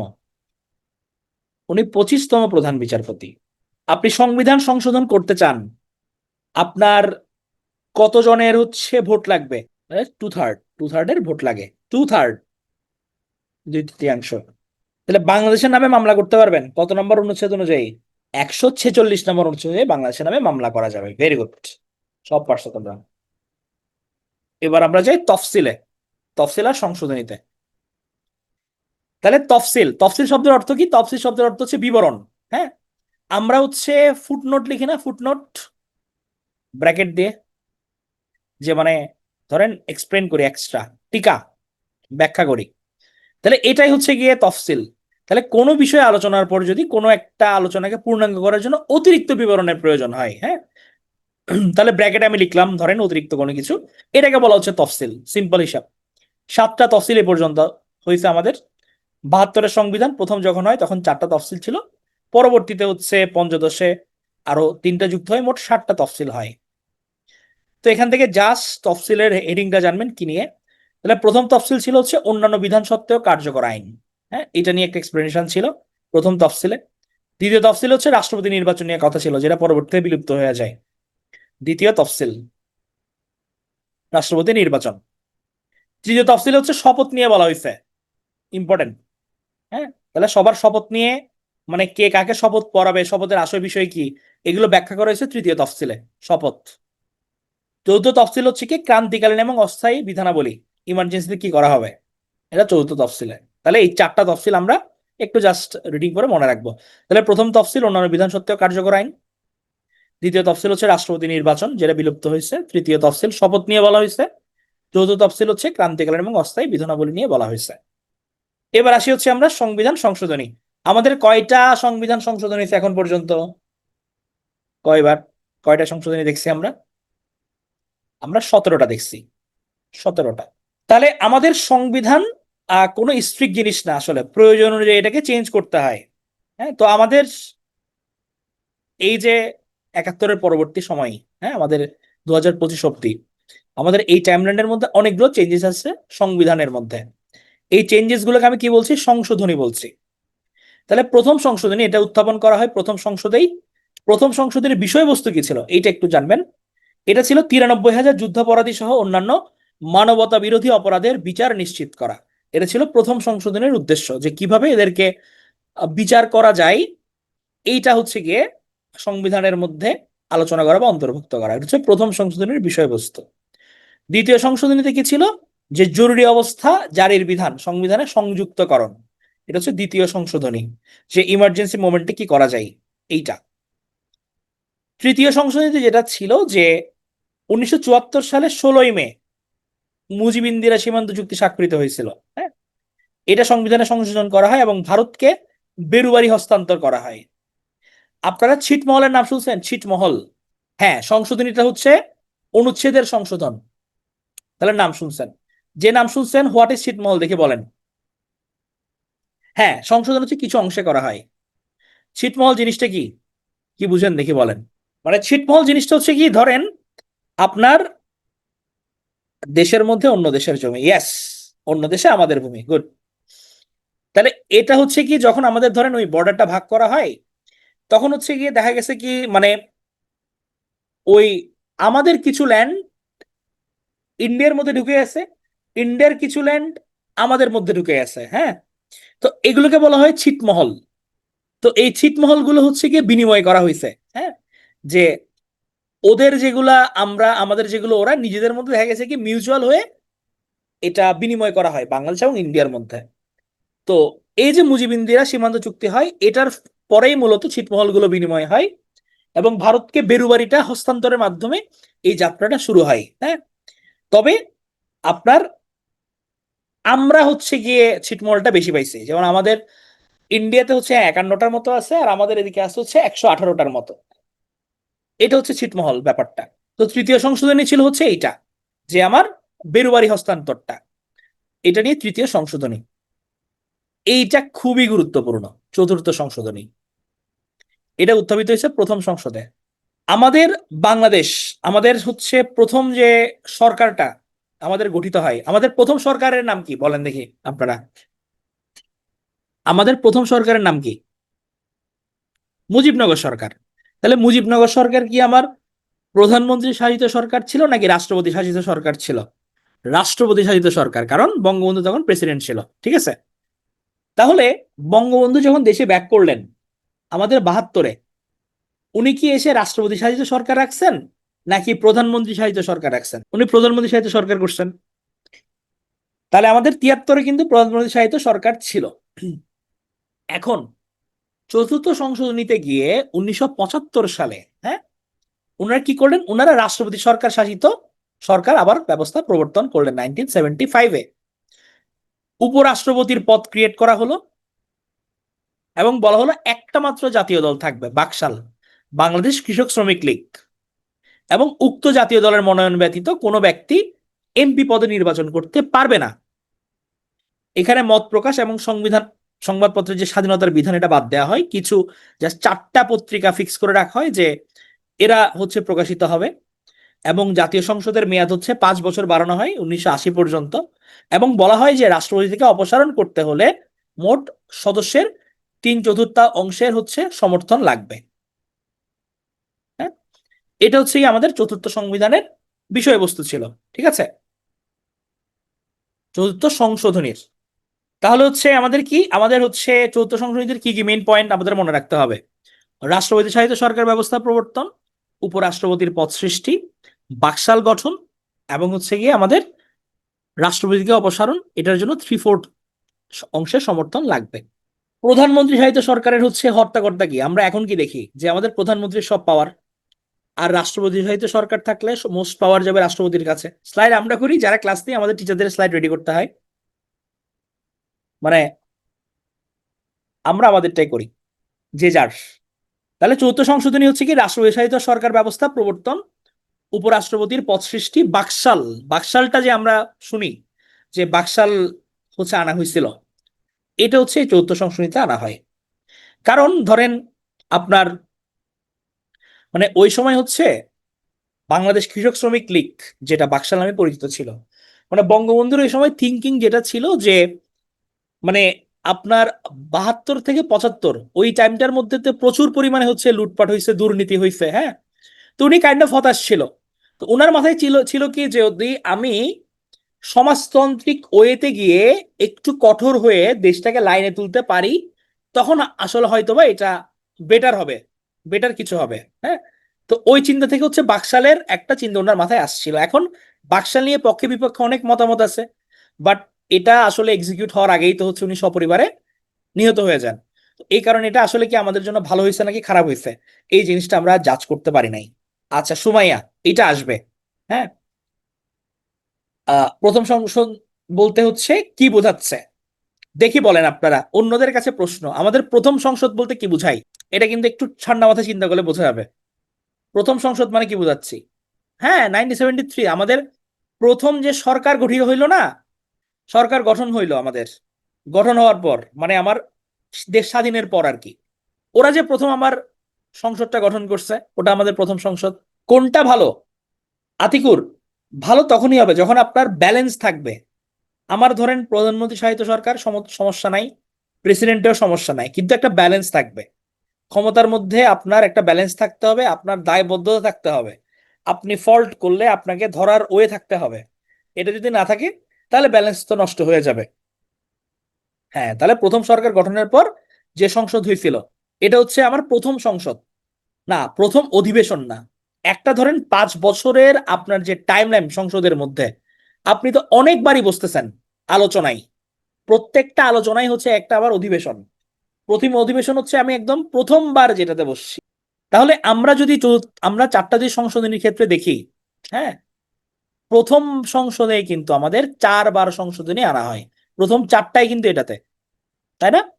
যে প্রথম সংশোধনী প্রথম সংসদ, দ্বিতীয় সংশোধনী প্রথম সংসদ, তৃতীয় সংশোধনী প্রথম সংসদ, চতুর্থ সংশোধনী প্রথম সংসদ। তাহলে এই কারণে বলা হয় সবচেয়ে থেকে বেশি সংশোধনী আনা হয়েছে আমাদের প্রথম সংসদে, 4 বার। পঞ্চ সংশোধনী এটা হচ্ছে অবৈধ ঘোষণা করা হয়। কেন অবৈধ ঘোষণা করা হয়? এই টাইমলাইনটাকে 1975 থেকে 1979 খন্দকার মোস্তাকরা আসছে ক্ষমতায়, হ্যাঁ। মানে এটা মূলত হচ্ছে মেজর জিয়ার আমলে করা হয়। তো ওই সময় যেটা হয়েছিল যে ইনডেমনিটি মানে কি, দায় মুক্তি। একটা আইন পাশ হয়, দায় মুক্তি আইন। এখানে বলা হয় যে 15ই আগস্ট 1975 থেকে 5 এপ্রিল 1979 পর্যন্ত, অর্থাৎ আমাদের খন্দকার মোস্তাক ক্ষমতা গ্রহণ করা, তারপর অনেক হত্যা, তারপর অভ্যুত্থান পাল্টা অভ্যুত্থান, এই সময় যে ঘটনাগুলো হয়েছে এবং এগুলোর জন্য রাষ্ট্রপতি যে আদেশগুলো দিছে এগুলোকে বৈধতা দেওয়া হয়েছিল এই ইন্ডেমনিটি বিলের মাধ্যমে। এবং ওই সময় এমন একটা সিচুয়েশন ক্রিয়েট হয়েছিল, যেহেতু এদেরকে বৈধতা দেওয়া হয়েছে, তাহলে আপনার এই যে হত্যা হয়েছে, বঙ্গবন্ধুর হত্যা হয়েছে, তারপর হচ্ছে গিয়ে জেল হত্যা হইলো, আপনি এদের জন্য কাউকে ধরতে পারবেন না। ইনডেমনিটি মানে কি, আমি এদেরকে অলরেডি দায় মুক্তি দিয়ে দিছি, হ্যাঁ। তো এই ইনডেমনিটি বিলটা পঞ্চম পঞ্চম সংশোধনীতে আনা হয়, যে এদেরকে দায় মুক্তি দেওয়া হয়েছে। তারপর কি করা হয়, আমাদের যে 4 মূলনীতি আছে এটার চেঞ্জ আনা হয়, মূলনীতির পরিবর্তন আনা হয়। বাঙালি জাতীয়তাবাদের জায়গায় বাংলাদেশি জাতীয়বাদ লেখা হয়, ধর্মনিরপেক্ষতার জায়গায় সর্বশক্তিমান আল্লাহর উপর পূর্ণ আস্থা এবং বিশ্বাস প্রতিস্থাপন করা হয়, সমাজতন্ত্রের জায়গায় সামাজিক এবং অর্থনৈতিক ন্যায় বিচার অর্থে সমাজতন্ত্র, এভাবে ওয়ার্ডগুলো প্রতিস্থাপন করা হয়। প্রস্তাবনায় চেঞ্জ আনা হয়, বিচারপতি অপসারণের ক্ষমতা জুডিশিয়াল কাউন্সিলের কাছে ন্যস্ত করা হয়, হ্যাঁ। এবং হচ্ছে সংসদে পাশকৃত বিলে রাষ্ট্রপতির ভেটো ক্ষমতা রহিতকরণ করা হয়। তাহলে বিভিন্ন এখানে বিষয়ে পদক্ষেপ নেওয়া হয়েছিল আমাদের 72-এর সংবিধানের সঙ্গে, যেগুলো অনেকাংশেই কনফ্লিক্ট তৈরি করছিল। তাহলে আমরা 72-এর যে মূলনীতির কথা বলছি এটা চেঞ্জ করা হয়েছে, ইনডেমনিটি বিলটা ইন্ট্রোডিউস করা হয়েছিল, হ্যাঁ, প্রস্তাবনায় কিছু চেঞ্জ আনা হয়েছে। তাহলে এই কারণে হচ্ছে গিয়ে আমার এই যে চেঞ্জেস গুলো আনা হয় যেটা আমার 72-এর সঙ্গে কনফ্লিক্টিং, এই পঞ্চম সংশোধনীকে এই কারণে পরবর্তীতে আদালত অবৈধ ঘোষণা করে। বলা হয় এটা যেহেতু আমাদের মূল সংবিধানের সাথে কিছু কনফ্লিক্ট লেগে যাচ্ছে এটার, তাহলে এটা অবৈধ, হ্যাঁ। এটা পঞ্চম সংশোধনীকে এই কারণে পরবর্তীতে অবৈধ ঘোষণা করা হয়। ইনডেমনিটি মানে হচ্ছে দায় মুক্তি, হ্যাঁ। আমরা 46, 51, 78 এগুলোতে কি পড়ছিলাম, যে আপনার আপনি কোনো একটা আউট অফ দ্য বক্স মানে ল এর এগেনস্টে কাজ করছেন, আইন বিরোধী কোনো কাজ করছেন, এখন ব্যাপারটা যদি আপনার সংবিধান যদি বলে যে এই যে আইন বিরোধী কাজটা করা হয়েছে, বাট এটা দেশের স্বার্থ রক্ষার জন্য করা হয়েছে, এটা মানে কি? এটা মানে হচ্ছে আপনাকে দায় মুক্তি দেওয়া। হ্যাঁ, তো 1975 থেকে 1979 পর্যন্ত এই যে আমাদের রক্তক্ষয়ী এই যে টাইমটা, আমাদের এত মানুষ মারা গেছে, নেতা নিহত হয়েছে, জেল হত্যা হয়েছে, সপরিবারে নিধন হইল, এতগুলো আপনার আমাদের আর্মির মানুষ লোকজন মারা গেল। হ্যাঁ, তাহলে এই টাইমের মধ্যে যে ঘটনাগুলো হয়েছে এবং এগুলোর জন্য যে আদেশগুলো জারি করা হয়েছে এবং এটার পিছনে যারা জড়িত ছিল সবাইকে কি করা হয়েছে? দায় মুক্তি দেওয়া হয়েছে, ইনডেমনিটি। হ্যাঁ, এই কারণে এটাকে অবৈধ বলা হচ্ছে। একটু জানা, হ্যাঁ এটা একটু জানতে হবে। হ্যাঁ, মূলনীতিগুলো নিয়ে হচ্ছে অনেক কথাবার্তা আছে, বিভিন্ন ভাবে এটা এক্সপ্লেন করা যায়। আপনি কিভাবে এক্সপ্লেন করতেছেন এটার উপর ইয়া করা যায়। না, কোন সংশোধনীতে বেশি সংশোধন করা হয় এটা আমরা আসবো সামনে। আচ্ছা, ভেটো ক্ষমতা মানে হচ্ছে কি? ভেটো ক্ষমতা হচ্ছে, ধরেন আমরা এখন যেটা দেখি, রাষ্ট্র কি করলো, আমরা যখন কোনো বিল পাশ করি, বিলটা তো সংসদের সবাই আমরা একমত হয়েছি, বাট আলটিমেটলি হচ্ছে আমার কার কাছে পাঠাতে হচ্ছে? রাষ্ট্রপতির কাছে পাঠাতে হচ্ছে ফাইনাল অ্যাপ্রুভালের জন্য। এবং রাষ্ট্রপতি যদি কোনো জায়গায় মনে করে যে না এটা ঠিক হচ্ছে না, তাহলে রাষ্ট্রপতি চাইলে কি দিতে পারবে? ভেটো দিতে পারবে। ভেটো শব্দের অর্থ হচ্ছে আমি মানি না। হ্যাঁ, তাহলে এই যে তার ভেটো প্রদানের ক্ষমতা, এইটা রহিত করা হয়েছিল পঞ্চম সংশোধনীর মধ্যে। ঠিক আছে, এটা জাস্ট হচ্ছে পয়েন্টগুলো জানবেন। আমাদের চতুর্থ সংশোধনী বেশি গুরুত্বপূর্ণ, আর পঞ্চম সংশোধনীতে কি কি করা হয়েছিল জাস্ট কি পয়েন্টগুলা, ইনডেমনিটি বিল জারি করা, মূলনীতির পরিবর্তন করা, এই পয়েন্টগুলা জাস্ট। অষ্টম সংশোধনী, প্রজাতন্ত্র রাষ্ট্রধর্ম ইসলাম যে আমরা সংশোধিত এখন দেখি, এইটা হচ্ছে তখন আনা হয়েছে। মনে আছে এটা কত নম্বরে ছিল? রাষ্ট্রধর্ম ইসলামের কথা সংবিধানের কত নম্বর অনুচ্ছেদে ছিল? কত নম্বর অনুচ্ছেদ? হম, 3 নম্বরে ছিল। 2 এর ক। তাহলে এই যে ক, ক, খ, গ, এগুলো সবগুলো যুক্ত হয়েছে কখন? সব যুক্ত হয়েছে সংশোধনীতে, এই কারণে এই ক লেখা হয়। ঠিক আছে, তাহলে প্রজাতন্ত্রের রাষ্ট্রধর্ম ইসলাম সংযোজন, বেঙ্গলির পরিবর্তে বাংলা, ডাক্কার পরিবর্তে ঢাকা প্রবর্তন করা হয়। কোন নাগরিক বিদেশি রাষ্ট্রের কাছ থেকে খেতাব গ্রহণ নিষেধাজ্ঞা, এটা অষ্টম সংশোধনীতে। মনে আছে কত নম্বর অনুচ্ছেদ? মানে রাষ্ট্রপতির অনুমোদন লাগবে, প্রেসিডেন্ট পারমিশন, পারমিট লাগবে, 30 নাম্বার। তাহলে এটা হচ্ছে অষ্টম সংশোধনীতে, এটা হচ্ছে এরশাদের টাইমে। সুপ্রিম কোর্টের হাইকোর্ট বিভাগের 6টা বেঞ্চ 6টা জেলায় স্থাপন করা হয়, বিকেন্দ্রীকরণ। এই জিনিসটা ভালো ছিল। এটা মানে বলছিল কি ওই সময় যে মানে বিকেন্দ্রীকরণ করেন, আমার সুপ্রিম কোর্টটা কোথায়? আমার ঢাকায় অবস্থিত। তাহলে আমার যদি একদম উত্তরবঙ্গের কেউ, পঞ্চগড়ের ধরেন তেঁতুলিয়ার একজন মানুষ, উনি যদি মনে করেন যে না আমি হাইকোর্টে কোনো মামলা দায়ের করব, উনাকে ঢাকায় আসতে হবে। তো ওই সময় হচ্ছে এই সংশোধনীতে বলা হয়েছিল আমরা যদি হাইকোর্ট বিভাগের 6টা বেঞ্চ ওপেন করি, অর্থাৎ ওখানকার প্রতিনিধি থাকবে এবং ওরা হাইকোর্টের আন্ডারে, ওরা বিচার করতে পারবে এগুলার। রংপুর, যশোর, বরিশাল, সিলেট, কুমিল্লা, চট্টগ্রামে এরকম যদি করি তাহলে এটা বেটার হবে 6টা জেলায় করলে, বিকেন্দ্রীকরণ। যদিও পরবর্তীতে হচ্ছে গিয়ে আইনজীবীদের এগেনস্ট থেকেই হচ্ছে এটার বিরুদ্ধে অবজেকশন আসে এবং এইটা বাতিল হয়ে যায়। হ্যাঁ, বিকেন্দ্রীকরণের ব্যাপারটা। দ্বাদশ সংশোধনী, এটা খুবই গুরুত্বপূর্ণ। পঞ্চম সংসদে 1991 সালের 6 আগস্টের এই সংশোধনীর মাধ্যমে 17 বছর পর দেশে পুনরায় সংসদীয় সরকার প্রতিষ্ঠিত হয়। দেখি বলেন তো আপনারা, 1991 সালে ক্ষমতায় আসছে কে for the first time? BNP আসছে। হ্যাঁ, এগুলো পড়াইছিলাম। তাহলে বিএমপি আসছে, তাহলে এটা হচ্ছে খালেদা জিয়া পাওয়ারে, খালেদা জিয়া পিএম হয়েছে। তাহলে এখন আপনার উনি তো পিএম হলো, বাট দেশে কি, দেশে কিন্তু আমার রাষ্ট্রপতি শাসিত সরকার ব্যবস্থা চালু। কখন থেকে শুরু হয়েছে? কত নাম্বার সংশোধনীতে ঢুকছিল এটা? রাষ্ট্রপতি সরকার ব্যবস্থা কত নাম্বার সংশোধনীতে? চতুর্থ সংশোধনীতে। তাহলে উনি এসে কি করলেন? উনি সংসদীয় সরকার ব্যবস্থা প্রতিষ্ঠা করলেন এবং এই যে উপরাষ্ট্রপতির পদ ছিল এটা বিলুপ্ত করা হলো।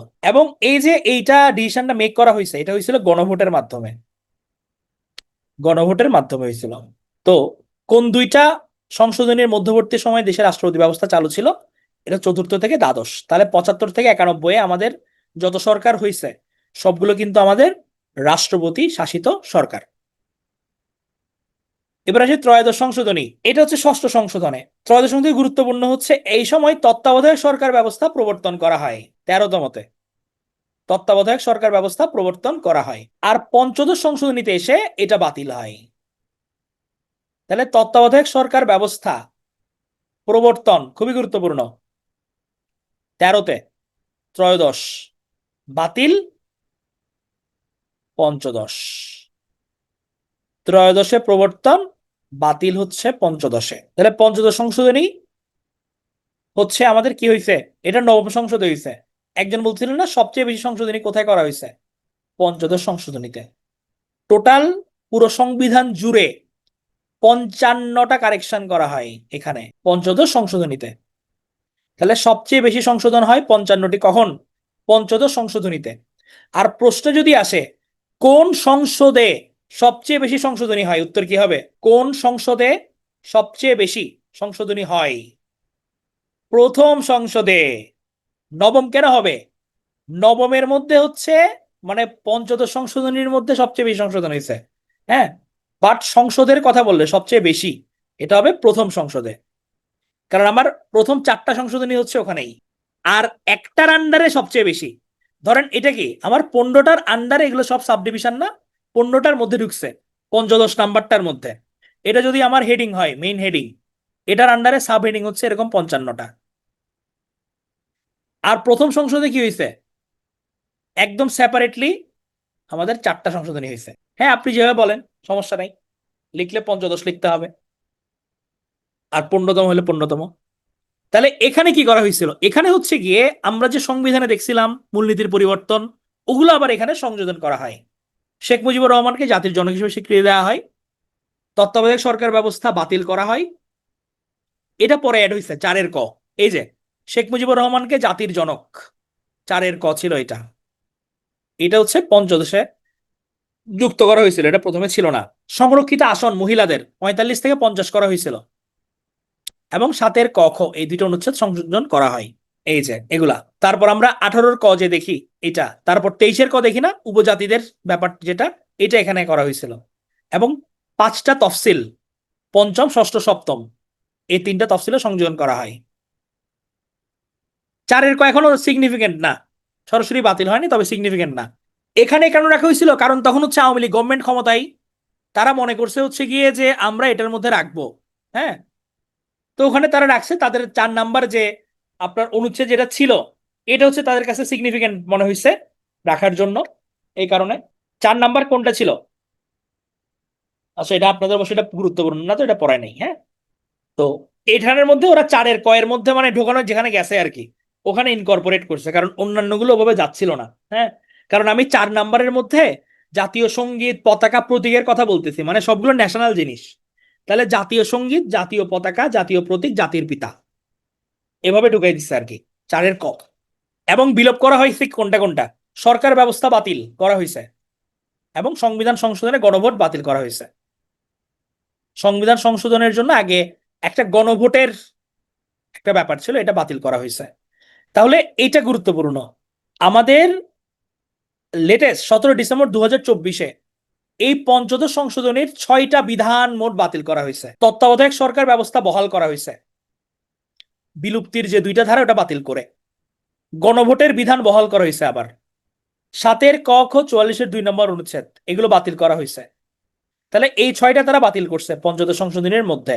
কয়টা করা হয়েছিল পঞ্চদশ সংশোধনীতে, সংশোধনী কয়টা ছিল, সংশোধনী কয়টা ছিল পঞ্চদশে, 55টা। তাহলে 55টার মধ্যে তারা 6টা বাতিল করছে, এবং বলছে যে বাকি যে বিধানগুলো আছে এগুলো যদি হচ্ছে পরবর্তী সরকার ক্ষমতায় আসে, জাতীয় সংসদ, এরা তারা ডিসিশন নেবে, হ্যাঁ। তাহলে 6টা তারা বাতিল করছে 17 ডিসেম্বর 2024-এ। ষোড়শ সংশোধনী হয়েছিল আমাদের এখানের মধ্যে, যেটা আপনার বিচারপতি অপসারণের ক্ষমতা ছিল সংসদকে ফিরিয়ে দেওয়ার জন্য, এটা ষোড়শ সংশোধনী করা হয়েছিল, পরবর্তী এটা বাতিল হয়ে যায়, হ্যাঁ। এবং সব থেকে বেশি ভোট পড়ছে কিন্তু এই ষোড়শ সংশোধনীতে। এখন পর্যন্ত আমাদের আদালত কর্তৃক অবৈধ ঘোষণা করা হয়েছে 4টা সংশোধনীকে, পঞ্চম সপ্তম 13 16, এই 4টাকে আদালত কর্তৃক অবৈধ ঘোষণা করা হয়েছে। না, 18তম বলা হয় না, যে কারণ এটা তো হচ্ছে আমার এমপিরা মিলে বসে বসে ঠিক করে নাই। হ্যাঁ, যখন এমপিরা মিলে বসে ঠিক করবে এরকম কোন সংশোধনী আনবে, তখন এটা 18তম সংশোধনী বলা হবে।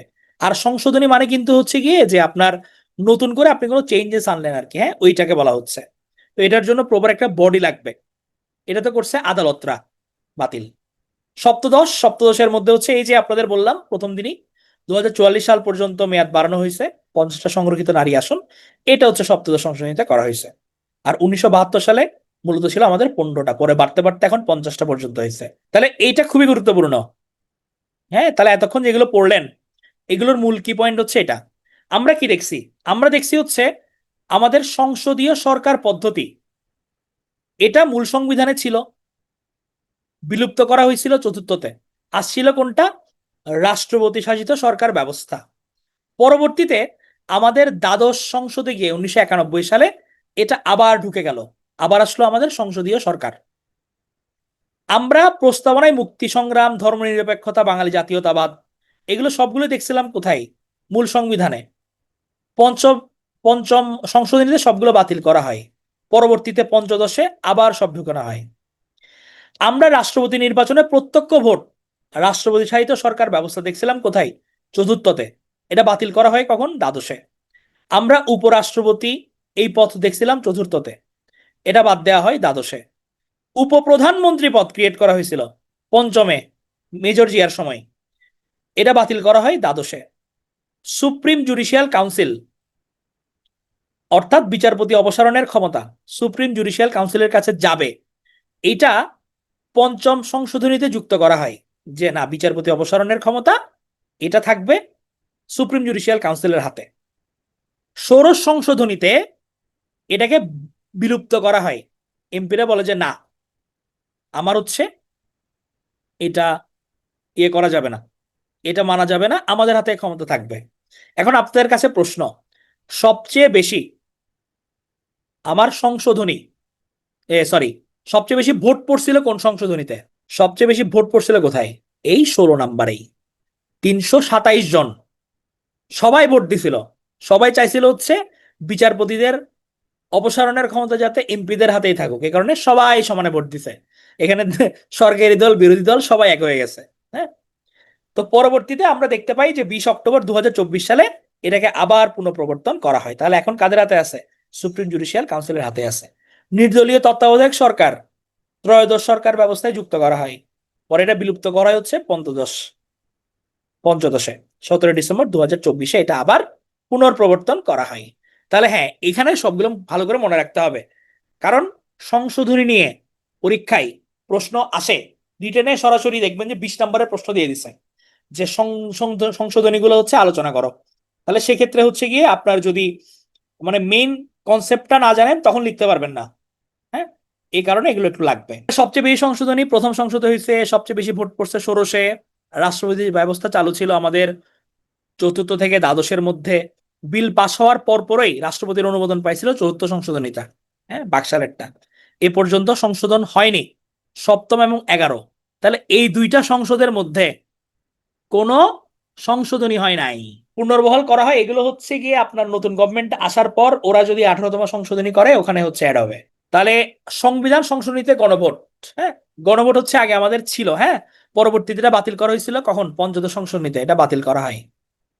আদালত কর্তৃক অবৈধ হচ্ছে 4টা, আর পঞ্চদশের মধ্যে 6টা বিধান বাতিল করেছে আদালত। এবার আমরা কিছু বয়সসীমা দেখে আসি কুইকলি। সরকারি কর্মকর্তা আপনারা ক্যাডার হবেন, বয়সসীমা কত? 59 বছর অবসর গ্রহণ করতে হবে।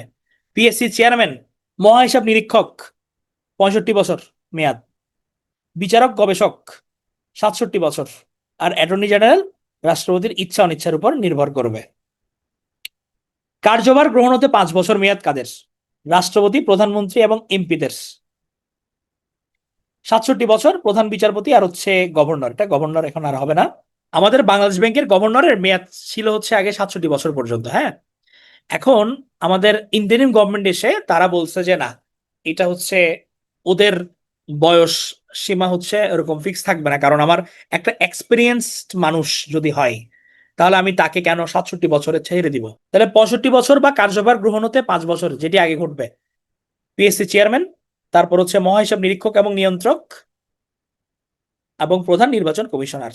এটা হচ্ছে 65 বছর অথবা কার্যভার গ্রহণ। ধরেন এই ভদ্রলোক যদি হচ্ছে 59 বছরে গ্রহণ করে একজন কার্যভার, তাহলে তার অবসর কখন হবে? 65 হবে নাকি 64 হবে দেখি বলেন তো। 59 বছরে কেউ কার্যভার নিল, দায়িত্ব নিল, তার অবসরের বয়স কত হবে? 64-তে। হ্যাঁ, সে বলতে পারবে না যে আমার তো 65 আছে। হ্যাঁ, তাহলে আপনি যদি আগে গ্রহণ করেন 5 বছর হয়ে গেলে তখন আপনার এটা আগে খতম। এরপর যদি এক্সটেনশন করে তাহলে আলাদা হিসাব। এখন কে কাকে শপথ পড়াই, গুরুত্বপূর্ণ, খুবই খুবই গুরুত্বপূর্ণ। রাষ্ট্রপতি কাদেরকে শপথ পড়াচ্ছে? পাওয়ারফুল মানুষদেরকে। দেখেন, মন্ত্রীদের, মন্ত্রীদের সব মন্ত্রী, প্রধানমন্ত্রী, অন্যান্য মন্ত্রী, প্রতিমন্ত্রী, উপমন্ত্রী, সব পড়াচ্ছে হচ্ছে রাষ্ট্রপতি। 61-তে যদি জয়েন করে তাহলে সেক্ষেত্রে হচ্ছে 65 বছর, মানে 4 বছর সে কার্য মেয়াদ পাবে। এছাড়া হচ্ছে স্পিকার, ডেপুটি স্পিকার, প্রধান বিচারপতি। তাহলে চিফ জাস্টিস, স্পিকার আর হচ্ছে মন্ত্রীদের শপথ পড়াবে কে? রাষ্ট্রপতি। প্রধান বিচারপতি কাদেরকে শপথ পড়াবে? তাহলে প্রধান বিচারপতিকে শপথ পড়ালো হচ্ছে আমাদের রাষ্ট্রপতি মহোদয়। উনি হচ্ছে কাদেরকে শপথ পড়াবেন? প্রধান বিচারপতি, পিএসসির সবাইকে, সুপ্রিম কোর্টের অন্যান্য বিচারপতিকে, মহাহিসাব নিরীক্ষক নিয়ন্ত্রককে, প্রধান নির্বাচন কমিশনার এবং অন্যান্য কমিশনারকে। আচ্ছা, মন্ত্রী প্রতিমন্ত্রী এটা হচ্ছে গিয়ে ক্ষমতার মধ্যে মন্ত্রীদের হচ্ছে কিছু ফুল স্কেল পাওয়ার থাকে, তাদের পাওয়ার অ্যাপ্লাইয়ের ক্ষেত্রে একটু টপ পজিশনে, এরপর মন্ত্রী, প্রতিমন্ত্রীরা আছে, উপমন্ত্রীরা আছে। মানে এটা হচ্ছে পাওয়ার ডিস্ট্রিবিউশন আর কি, যে আমি কতটুকু করতে পারবো কাজ এটার উপর। প্রধান বিচারপতি এবং হচ্ছে দেখা যায় কি, ধরেন যেগুলো গুরুত্বপূর্ণ মন্ত্রণালয় এগুলো হচ্ছে মন্ত্রীদের আন্ডারে ন্যস্ত থাকে। আবার হচ্ছে ধরেন হয়তো একটু কম সিগনিফিকেন্ট, ধরেন ক্রীড়া, এটার জন্য ক্রীড়া মন্ত্রী নেই, ক্রীড়া উপমন্ত্রী দেওয়া হয়, এরকম আর কি। তাহলে প্রধান বিচারপতি হচ্ছে কি, যে আমাদের শপথ পড়ান কাদের কাদেরকে? পিএসসি চেয়ারম্যানদেরকে, সুপ্রিম কোর্টের অন্যান্য বিচারপতিদেরকে, মহাহিসাব নিরীক্ষক নিয়ন্ত্রককে এবং আমার প্রধান নির্বাচন কমিশনার এবং অন্যান্য কমিশনারকে। প্রেসিডেন্টের শপথ পড়ায় কে? আসবে। তাহলে দেখছেন তাজবিন প্রশ্ন করছেন, উত্তর কিন্তু পরের স্লাইডে। তাহলে স্পিকার যাদের শপথ পড়ান? রাষ্ট্রপতি এবং সংসদ সদস্যদের। তাহলে আমার প্রেসিডেন্ট এবং এমপি এদেরকে শপথ পড়াবে কে? আমাদের স্পিকার। ঠিক আছে। রাষ্ট্রপতি নিয়োগ দেয় কাদের? এটা আমরা অলরেডি জানি, মন্ত্রীদের নিয়োগ দিচ্ছে, প্রধান বিচারপতি, সুপ্রিম কোর্টের বিচারকদের, প্রধান নির্বাচন কমিশনারদের, এদেরকে রাষ্ট্রপতি নিয়োগ দেয়। এছাড়া আপনার যে কোনো অ্যাটর্নি জেনারেল তো নিয়োগ দিচ্ছে। পাবলিক ইউনিভার্সিটির ভিসি যে আছে না, ভিসি না 2বার শপথ গ্রহণ করে না, ভিসিদের নিয়োগ দিচ্ছে। তারপর হচ্ছে গিয়ে না, প্রেসিডেন্ট কাদেরকে পড়াচ্ছে? প্রেসিডেন্ট পড়াচ্ছে হচ্ছে মন্ত্রীদেরকে। আপনি মন্ত্রী হবার পর তখন শপথ পাঠ করবেন, আর যখন আপনি এমনি এমপি অবস্থায় শুরুতে স্পিকার আপনাদের শপথ পড়াবে।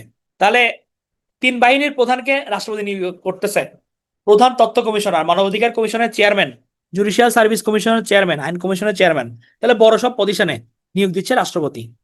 এখন আসেন, আমাদের সংবিধানের মধ্যে কিছু পোস্টের কথা বলা আছে না, যেসব পোস্টের মধ্যে ধরেন আপনার, আচ্ছা স্পিকার কে শপথ পড়ায়? মজার ব্যাপার কি জানেন?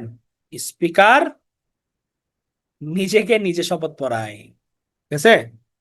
এখন হ্যাঁ, কখনো কখনো হচ্ছে গিয়ে প্রেসিডেন্টও করে। হ্যাঁ, এখন আপনার হচ্ছে এই যে দেখেন এখানে আপনার রাষ্ট্রপতি হচ্ছে স্পিকারকে পড়াচ্ছে। এখন এটা তবে ব্যাপার আছে, এটা কিছু ক্ষেত্রে মানে 2-1বার এরকম হয়েছিল। এইটা দাঁড়ান, আমি এটা আবার ইয়ে করে দিই, ঠিক করে দিই আপনাদের। এটা স্পেশাল অকারেন্সে, যদিও স্পেশাল অকারেন্স কিন্তু সবসময় রেগুলার অকারেন্স না, তো আপনারা এটা আবার কনফিউজ হয়ে যেতে পারেন। এটা মনে রাখবেন, স্পিকার হচ্ছে গিয়ে রাষ্ট্রপতি পরে, এটা মনে রাখবেন। এটা হয় কখন?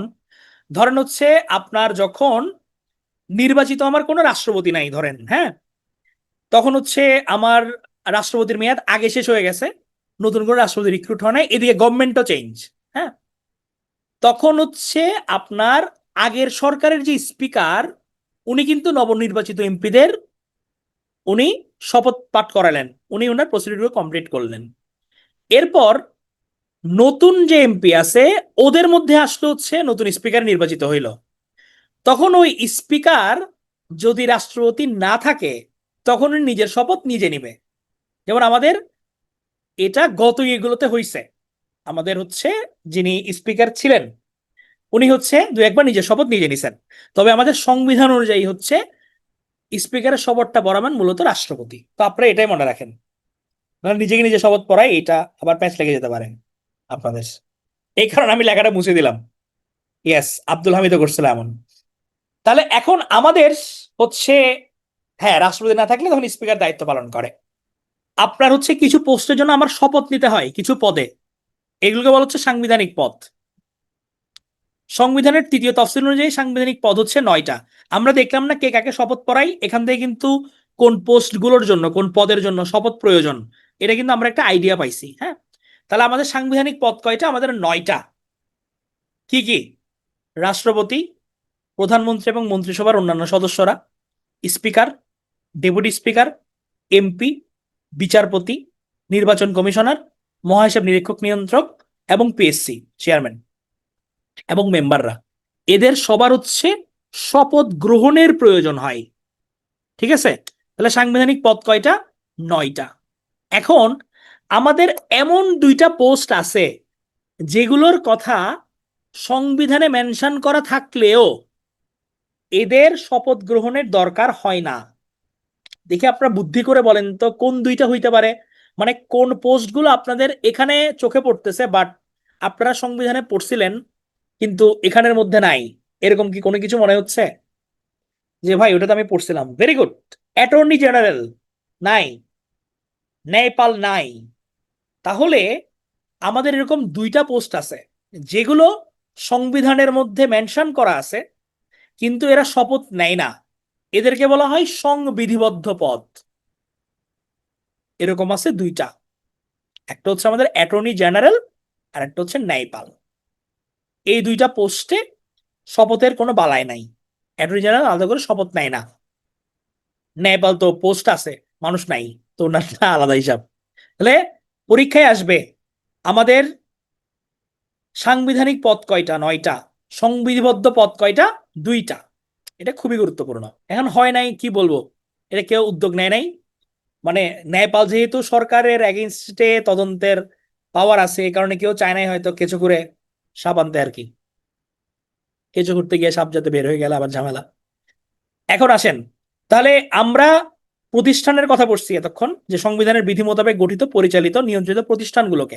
তাহলে যে প্রতিষ্ঠানগুলোর কথা মেনশন করা আছে এগুলো হচ্ছে আমার সাংবিধানিক প্রতিষ্ঠান, সংবিধানে যেগুলো মেনশন করা, যেমন নির্বাহী বিভাগ, আইন বিভাগ, বিচার বিভাগ, নির্বাচন কমিশন, সরকারি কর্ম কমিশন, মহাহিসাব নিরীক্ষক নিয়ন্ত্রকের কার্যালয়, অ্যাটর্নি জেনারেলের কার্যালয়, এগুলো আবার সংবিধানে মেনশন করা আছে। হ্যাঁ, এই কারণে এগুলোর প্রতিষ্ঠানকে বলা হচ্ছে সাংবিধানিক প্রতিষ্ঠান। কয়টা আছে? 7টা আছে। তাহলে আমার সাংবিধানিক পদ হচ্ছে আমার 9টা, সংবিধিবদ্ধ পদ হচ্ছে 2টা, সাংবিধানিক প্রতিষ্ঠান হচ্ছে আমার 7টা। 9 2 7। তাহলে নির্বাহী বিভাগ, আইন বিভাগ, বিচার বিভাগ, নির্বাচন কমিশন, সরকারি কর্ম কমিশন, মহাহিসাব নিরীক্ষক নিয়ন্ত্রকের কার্যালয় আর অ্যাটর্নি জেনারেলের কার্যালয়।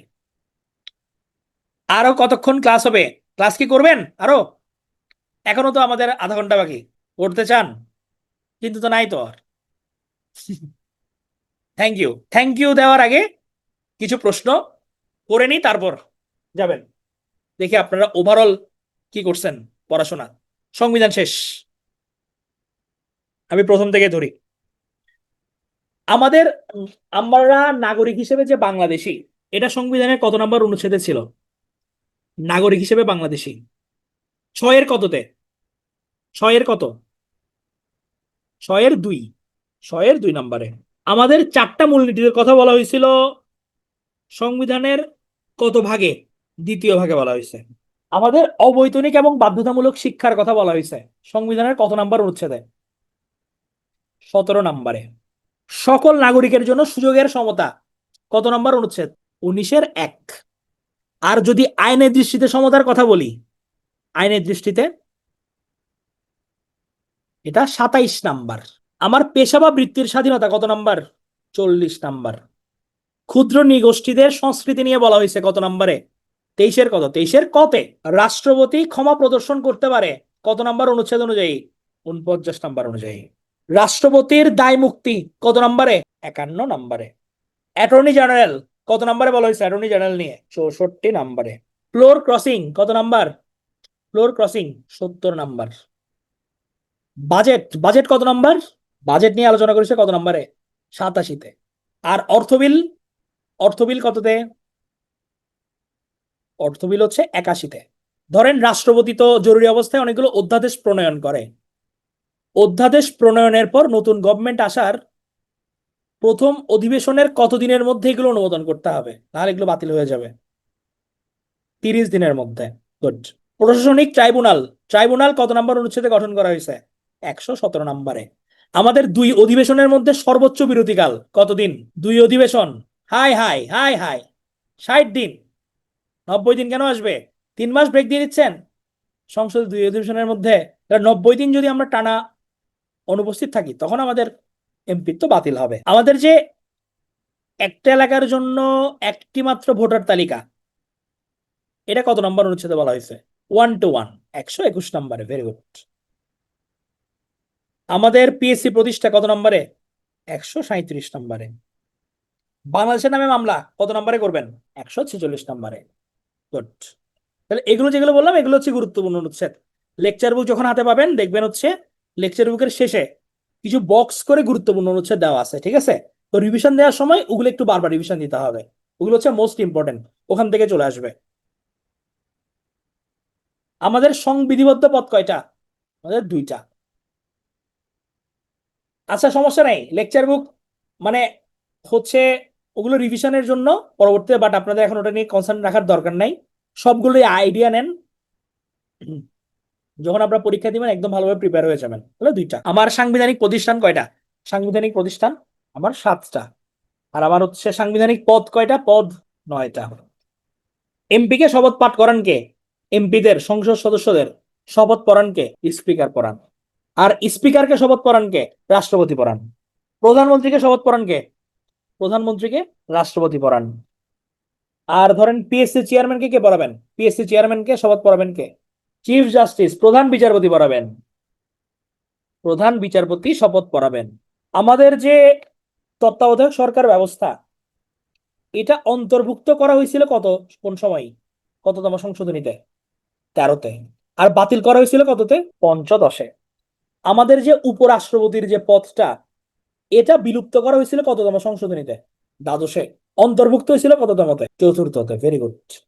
মূলনীতির পরিবর্তন, জাতীয় 4 মূলনীতির পরিবর্তন কততম সংশোধনীতে করা হয়? এটা হচ্ছে পঞ্চদশে। পঞ্চদশে করা হয়, সরি পঞ্চমে, পঞ্চদশ বলতেছি, পঞ্চম সংশোধনীতে। মানে আগের ইয়ে থেকে, হ্যাঁ, পরবর্তীতে ওইটা আবার সংশোধনীর থেকে অবৈধ ঘোষণা করে আবার পুনঃপ্রবর্তন করা হয় দ্বাদশে। বিচারপতিদের অপসারণের ক্ষমতা এখন কাদের হাতে? সুপ্রিম জুডিশিয়াল কাউন্সিলের হাতে। সুপ্রিম জুডিশিয়াল কাউন্সিলের প্রধান কে? প্রধান বিচারপতি বা চিফ জাস্টিস। Very good.